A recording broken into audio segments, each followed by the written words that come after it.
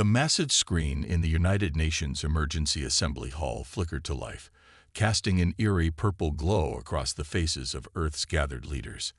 Ambassador James Miller stood at the central podium, his weathered hands gripping its edges. After decades of watching distant stars and wondering, first contact was finally happening. Just not in the way anyone had expected. The alien that appeared on screen looked almost like a statue carved from blue crystal. Its voice came through the translators with a sound like chimes in the wind. "I am High Speaker Stone of the Galactic Council. We have watched your species for 300 years.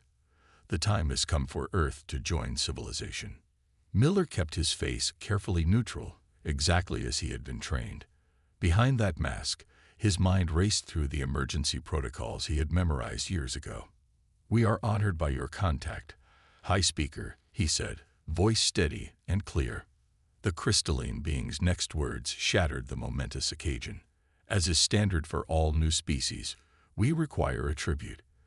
30% of your world's resources and workforce will be sufficient as an entry fee to our grand civilization."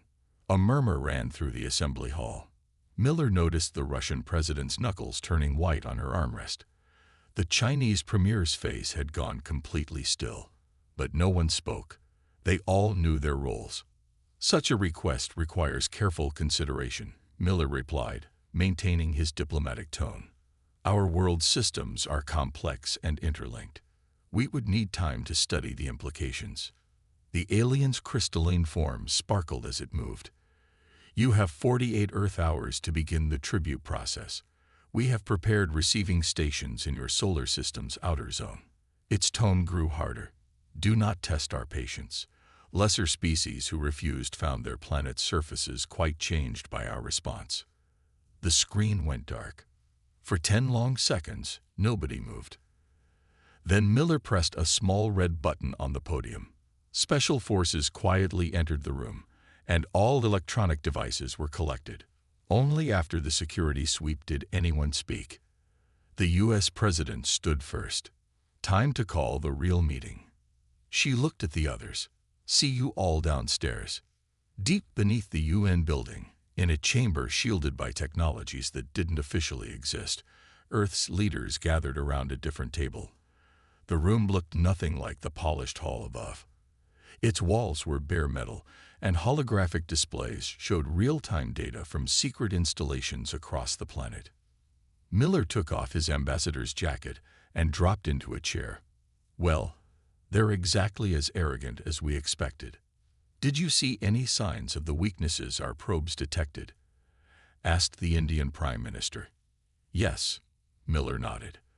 "Their translator used quantum harmonics, just like our analysis predicted. Their ships will be vulnerable to our countermeasures." The Russian president smiled slightly. 300 years they've watched us. All that time, thinking we didn't know they were there. Thinking we were just stumbling forward by chance. Their biggest mistake was watching us through their own lens," the Chinese premier added. "They see a species that just reached space, arguing about climate change, and fighting small wars. They don't understand that's exactly what we wanted them to see." Screens around the room lit up with status reports from hidden facilities. "Quantum fleet. Ready. Dimensional shields. Charge.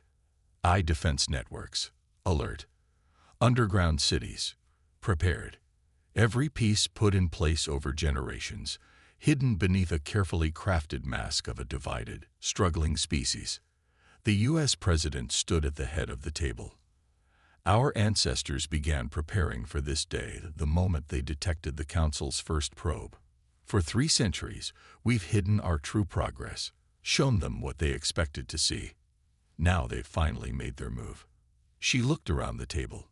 "The question is, do we proceed with Operation Oracle?"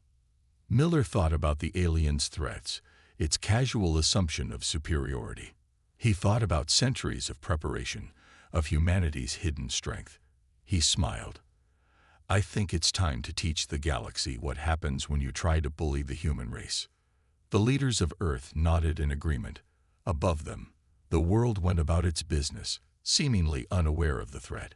just as planned. Admiral Thomas walked through the hidden base, deep within Mount Everest, his footsteps echoing off walls made of metal that didn't officially exist. Screens lining the corridor showed real-time data from Earth's secret defense network. Everything was going according to plan, even if that plan was 3 centuries old. He entered the command center, where dozens of operators worked at stations monitoring humanity's true military strength. The room's central hologram showed thousands of ships hidden in quantum space, invisible to the Council's primitive scanners. "Status report," he ordered. His second-in-command, Captain Reed, stepped forward with a tablet. "All hidden fleets are ready, sir. The Council's ships haven't detected any of our quantum signatures.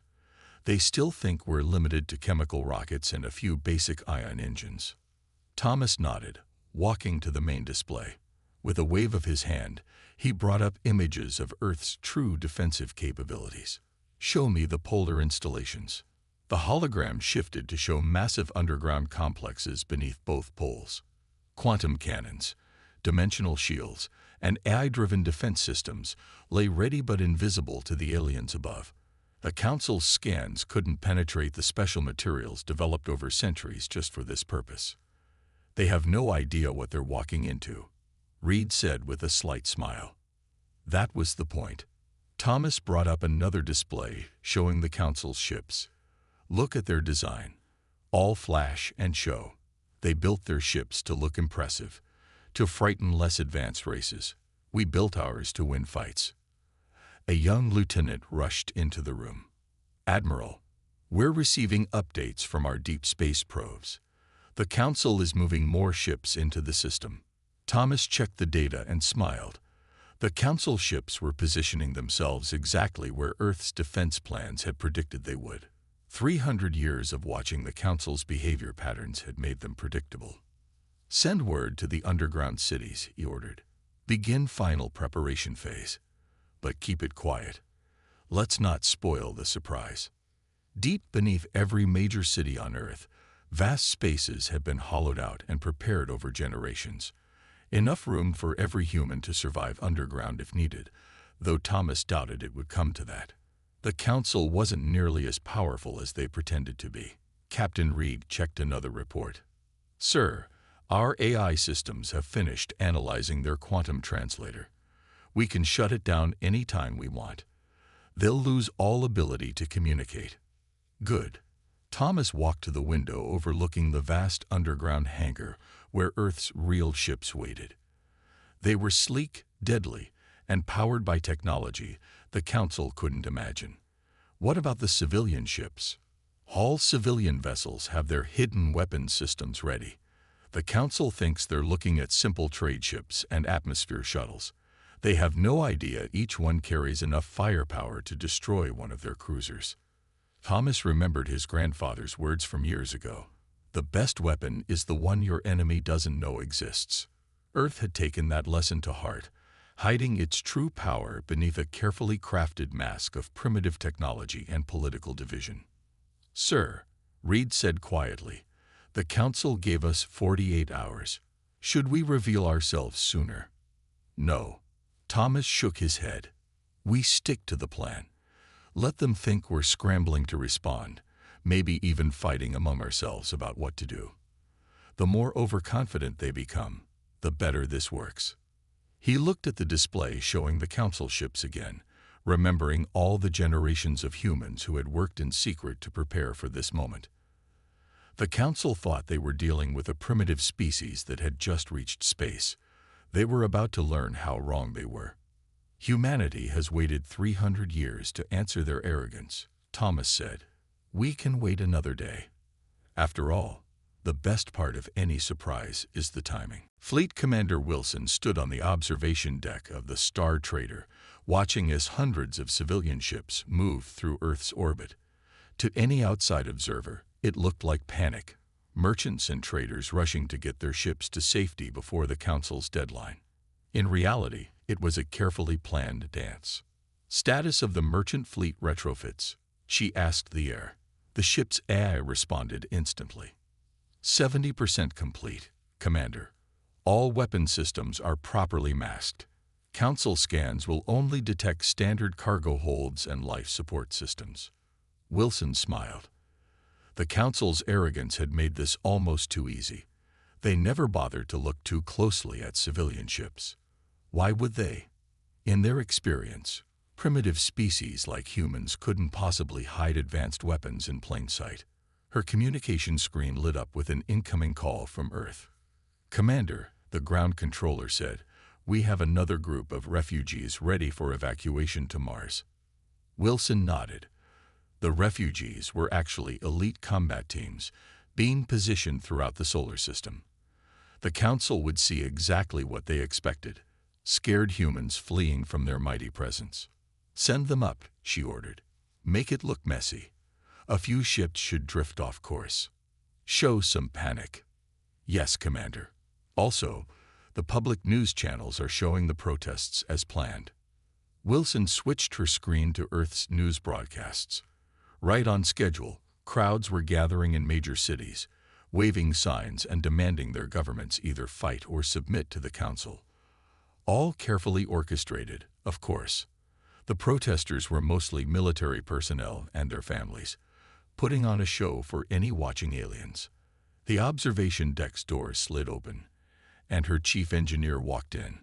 "Ma'am, you should see this," he said, handing her a tablet. "The Council just posted their tribute collectors near Jupiter. They're broadcasting their capabilities as a warning." Wilson checked the data and had to hold back a laugh. The Council ships were impressive looking, all gleaming metal and visible weapon ports, and completely vulnerable to the quantum disruption fields that Earth's ships have been using for decades. "How are the civilian captains handling the hidden systems?" she asked. "Better than expected. 300 years of preparation means even our merchant fleet trains for this scenario. Every captain knows exactly what to do when the signal comes." A light flashed on Wilson's console. Another group of Council ships entering the system. They were positioning themselves in a standard intimidation formation, one they'd used on countless other worlds. Wilson had studied recordings of those encounters for years at the Academy. "They're so predictable," she murmured. "Always the same tactics, always the same assumptions." Her AI chimed in again. "Commander, the underground city in Sydney reports full readiness. New York and Tokyo will complete preparations in 3 hours." Below them, Earth continued its act. News channels showed panicked markets and emergency government meetings. Social media buzzed with fearful discussions about the alien demand. Military units made very visible preparations for a hopeless defense. And deep beneath the surface, in hidden bunkers and secret bases, humanity's real power waited. Quantum weapons that could slice through Council shields like paper. AI systems that could hack and disable alien tech in seconds. Dimensional drives that made their ship's fastest engines look like horse carts. Wilson's tablet beeped. A message from Admiral Thomas. "Keep up the show. 24 hours until we give them our answer." She looked out at her fleet again. From the outside, they looked like simple trading ships running scared. Inside, they were the deadliest warships ever built by human hands. The Council was about to learn a very expensive lesson about judging by appearances. "Send word to all ships," Wilson ordered. "Continue normal operations. Look scared. Act weak." She smiled. "And be ready for the most one-sided battle in human history." High Speaker Stone stood in the Grand Council chamber, his crystalline form catching the light from 3 different suns streaming through the massive windows. Around him, representatives from 1,000 worlds watched the holographic display of Earth. "As you can see," Stone said, gesturing at images of panicked humans, "they react just like all primitive species. Fear, confusion, and the beginning of submission." The Council members nodded in agreement, except for one. Elder Gray sat in his ancient seat, his gray-skinned face showing concern. He was the oldest being in the chamber, representing a race that had joined the Council 5,000 years ago. "I see something different," Elder Gray said quietly. His words caused the chamber to fall silent. When the Elder spoke, even High Speaker Stone had to listen. "What concerns you, Elder?" Stone asked, trying to hide his annoyance. They are barely past their first space stations. Their most advanced ships use simple ion engines. We detect no quantum technology, no dimensional fields, no AI networks. Elder Gray stood slowly, his ancient eyes fixed on the Earth display. That's what bothers me. Look at their history. Every time they faced a challenge, they made huge leaps forward. But for the last 100 years, their progress has been too steady, too predictable. A younger council member laughed. They waste time fighting among themselves. Half their world protests against their own governments even now. Perhaps Elder Gray moved closer to the display. Or perhaps that is what they want us to see. My race. He paused, looking troubled. My race once sent a scout fleet to Earth. This was 3 centuries ago, before they reached space. The fleet vanished without a trace. Murmurs filled the chamber. Stone's crystalline form flickered with annoyance. Why was this not reported to the council? Pride. Elder Gray said simply. We were embarrassed. We told ourselves our ships must have failed naturally. But now, he pointed to the display showing Earth's polar regions. Look at these energy readings. They pulse in a pattern that seems random. Solar interference. Stone dismissed. Their primitive sensors can't even detect it. No, Elder Gray shook his head. The pattern is too precise, and it changed the moment we entered their system. He turned to face the council. I think we are looking at a mask, fellow members. A very carefully crafted mask. Stone was about to respond when a junior observer rushed into the chamber. High Speaker, we've detected unusual readings from the human civilian ships. What readings? Stone demanded. For a moment, our sensors picked up something, but it vanished so quickly, our systems marked it as an error. Elder Gray's eyes narrowed. Show me. The display changed to show a simple human trading vessel. For a fraction of a second, there was a flicker of energy that shouldn't exist on such a primitive ship. Just an error, Stone insisted. But his crystalline form had lost some of its sparkle.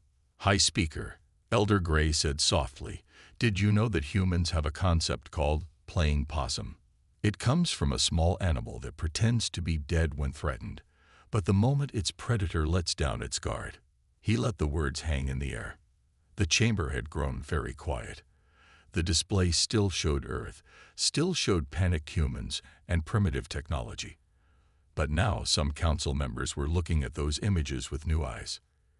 You suggest, Stone said stiffly, that a primitive species has fooled the entire council. Impossible. I suggest, Elder Gray replied, that we have made an assumption. We assumed that because they appeared primitive, they must be primitive.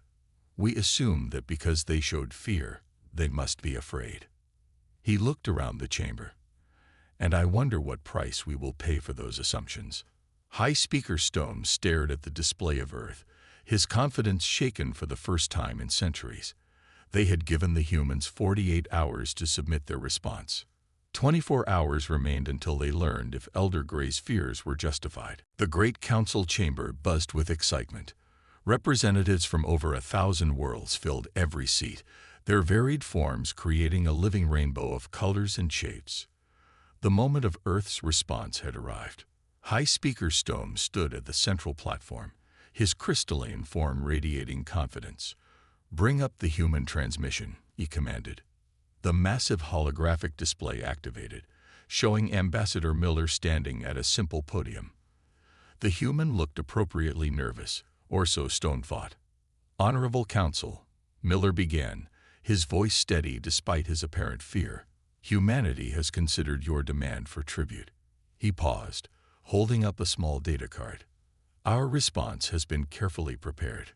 Stone's crystalline form sparkled with satisfaction. Another primitive race brought to heel.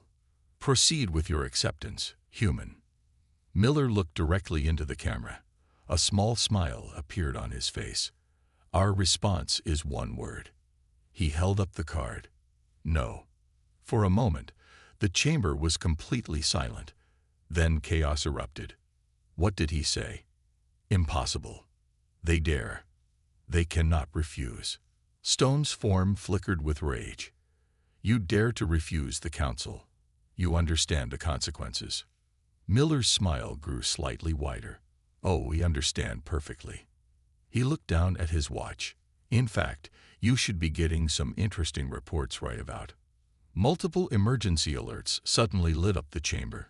Council members began shouting in panic as reports flooded in. High speaker. Unknown ships appearing throughout council space. Our quantum networks are being disrupted. Defense stations going dark. We're detecting energy signatures that shouldn't exist. In orbit around every major council world, massive ships emerged from quantum space. They weren't the primitive vessels the council had seen before. These were sleek, deadly warships that radiated power beyond anything the council possessed. Elder Gray stood slowly, looking at Miller with newfound respect. You were never primitive, were you? No, Miller replied simply. We detected your first probe 300 years ago. We've been preparing ever since. He gestured, and the chamber's displays showed Earth's ships dropping their disguises. Cargo vessels transformed into battleships. Simple shuttles revealed weapon systems that made council technology look ancient. Impossible. Stone shouted. We watched you. We saw your development. You saw what we wanted you to see, Miller explained calmly. Every advancement carefully planned. Every technology revealed at just the right pace to seem natural. Every conflict and protest staged to make us look divided and weak. Admiral Thomas appeared beside Miller in the transmission. Your ships are currently surrounded by our fleet. Your quantum communications are under our control. Your defense networks have been shut down. We could end this violently. He paused. But we'd rather not. The council chamber had gone very quiet. Stone's crystalline form had lost all its sparkle, now looking dull and lifeless. What do you want? He asked finally. Miller's expression turned serious. We want what we've always wanted. Peaceful cooperation between equals. Not submission. Not tribute. Friendship freely given, or none at all. Elder Gray began to laugh, a sound that hadn't been heard in the chamber for centuries. Magnificent. All this time, we thought we were testing you, but you were testing us. Yes, Miller nodded. And now you have a choice.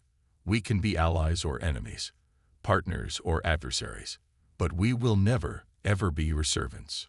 Stone looked around the chamber, at the faces of council members who now looked to him for guidance rather than commands.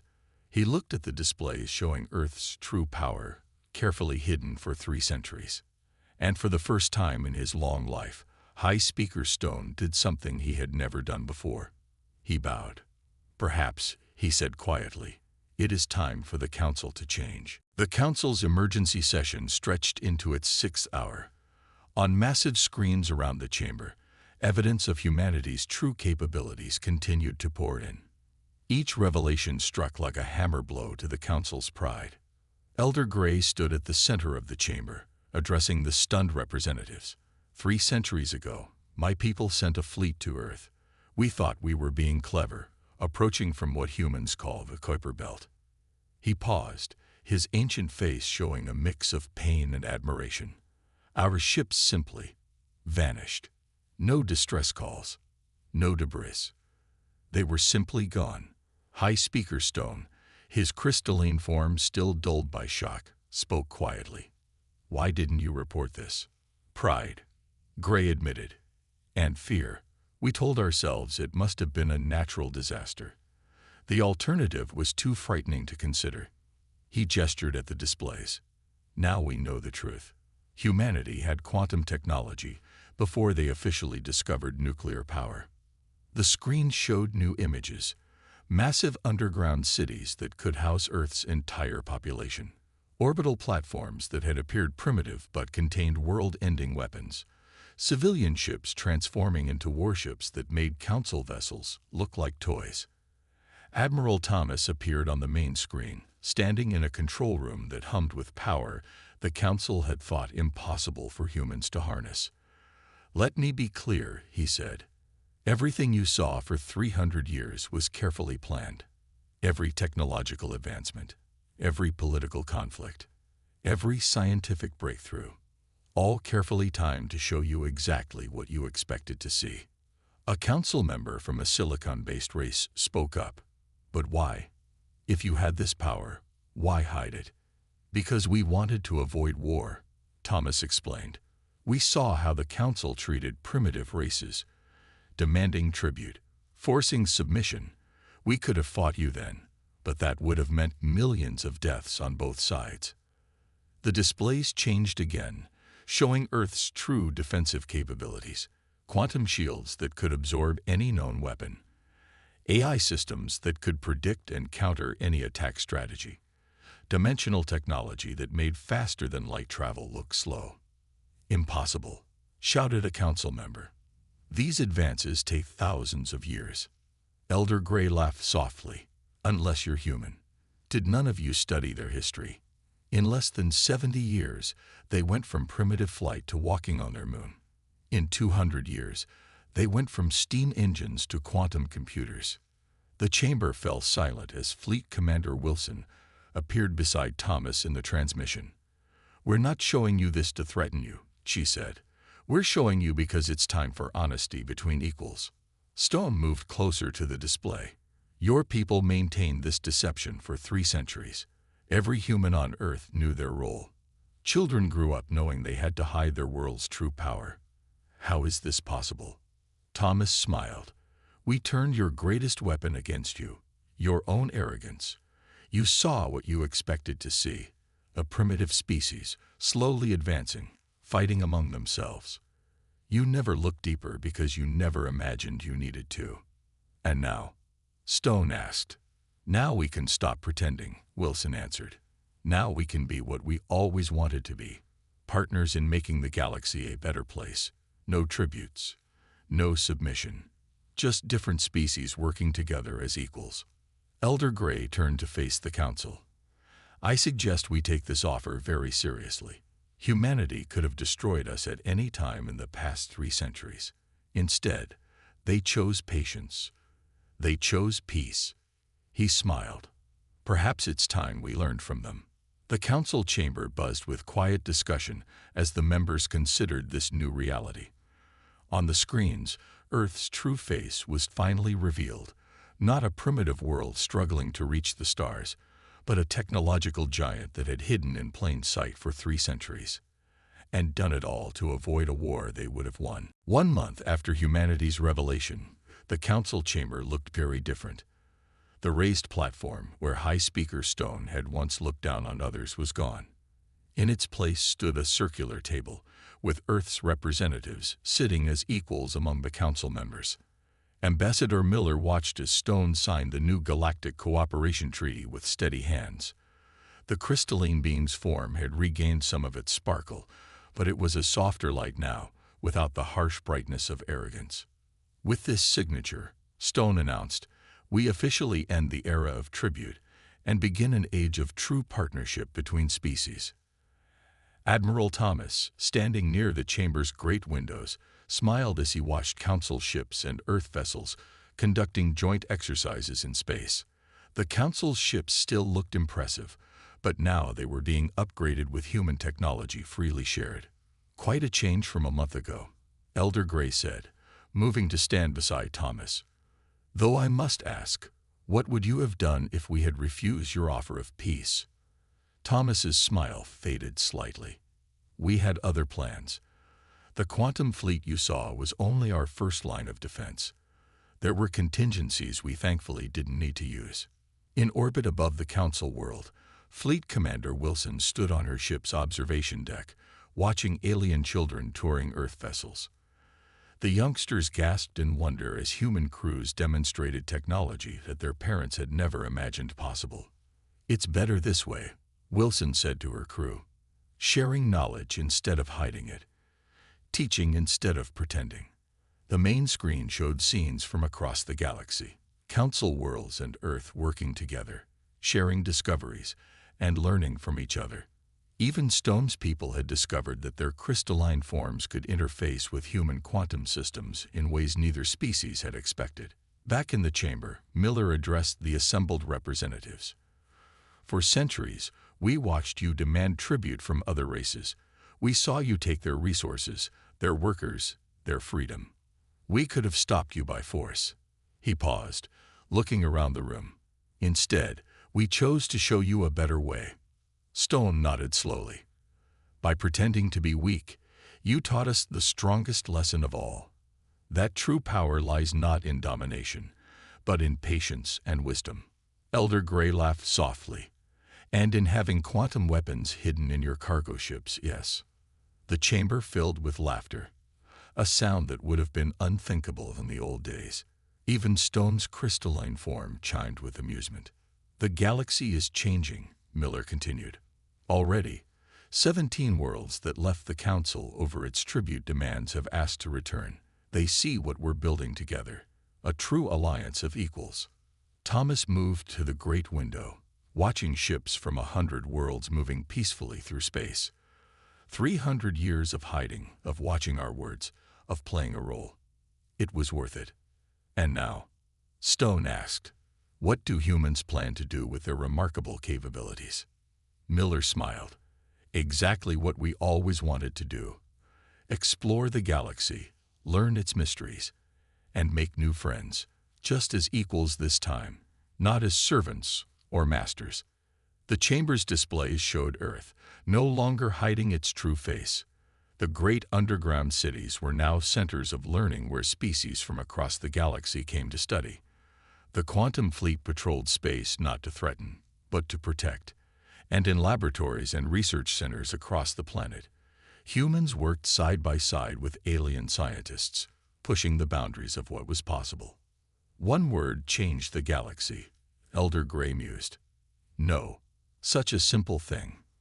Sometimes, Miller replied, the simplest answers are the most powerful. As the sun set on another day in the new galaxy, ships from Earth and the Council flew together through the stars.